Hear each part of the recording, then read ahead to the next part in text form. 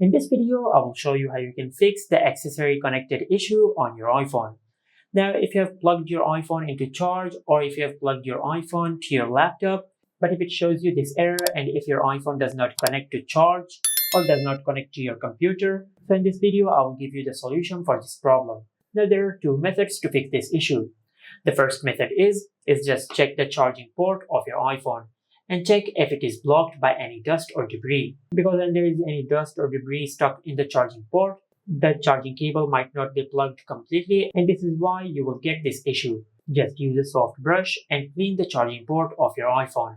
Just make sure not to use a metallic object or an object which might leave particles like a toothpick because they can damage the charging port. Now, after you clean the charging port, then just check if your issue has been fixed or not.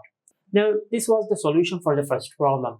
The second scenario is that when you connect your iPhone to your computer, but if it shows you this error that accessory connected, unlock your iPhone to use accessory. Now, to fix this issue, just go to settings. Now, under settings, just scroll down and tap on Face ID and passcode. Then enter your lock screen passcode. Now, on this page, just scroll down. Now, under allow access when locked, just look for the option of accessories.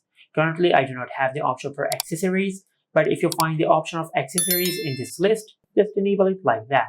And after you do that, you will be able to charge your iPhone from your computer, even if it is locked. And this is how you can fix the accessory connected issue on any iPhone. Make sure to like, comment, and subscribe. Thank you for watching.